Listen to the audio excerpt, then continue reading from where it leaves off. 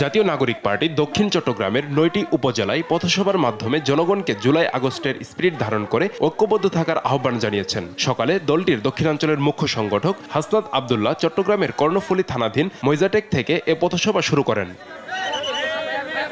পথসভায় হাসনাত আবদুল্লাহ মুজিববাদী সংবিধান বাতিলের দাবি জানান। এ সময় বহিঃশক্তির সঙ্গে ন্যায্যতার ভিত্তিতে বাংলাদেশ পরিচালিত হবে, কারো প্রেসক্রিপশনে নয় বলে মন্তব্য করেন তিনি। আমরা চাই এই মুজিববাদী সংবিধান অবিলম্বে আমাদের বিরোধ করে সংস্কার করে আমাদের বাংলাদেশের আকাঙ্ক্ষা বাস্তবায়ন হয়, এমন ধরনের সংবিধান গণমানুষের বাংলাদেশের ভূখণ্ডের আকাঙ্ক্ষা বাস্তবায়ন হয়, এমন সংবিধান সেখানে কার্যকর করা হোক। বলেন, অন্তর্বর্তী সরকারে থাকা দুই ছাত্র উপদেষ্টা কোনো রাজনৈতিক দলের প্রতিনিধিত্ব করে না, তারা গণ অভ্যুত্থানের প্রতিনিধিত্ব করে। আমরা স্পষ্টভাবেই জানিয়েছি যে দুইজন উপদেষ্টার কথা তারা বলেছেন, তারা গণ অভ্যুত্থানের প্রতিনিধি হিসাবে তারা এই সরকারের প্রতিনিধিত্ব করছে।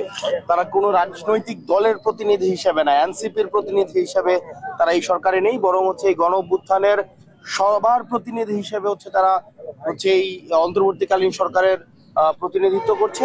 এ সময় আরেক কেন্দ্রীয় নেতা ডাক্তার তাসনিম জারা বলেন, ছাত্র উপদেষ্টাদের দলীয় ট্যাগ দেওয়া উদ্দেশ্য প্রণোদিত। আমাদের বাংলাদেশ নতুন করে আমরা গড়ব, আপনাদের সাথে একসাথে গড়ব।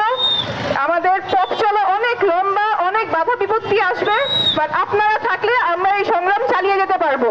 চট্টগ্রামের আনোয়ারার চাতুরী চৌমুহনী, বাঁশখালী উপজেলা চত্বর, সাতকানিয়া কেরানীহাট, লোহাগড়া উপজেলার আমিরাবাদ, চন্দনাইশের দোহাজারী পৌরসভা, পটিয়া উপজেলা কলেজ গেট, বোয়ালখালীর গোমদন্ডিতে পথসভা করে এনসিপি। এতে বৈষম্য বিরোধী ছাত্র আন্দোলনের নেতাকর্মী সহ ছাত্র জনতা অংশ নেয়। নিউজ ডেস্ক, দেশ টিভি।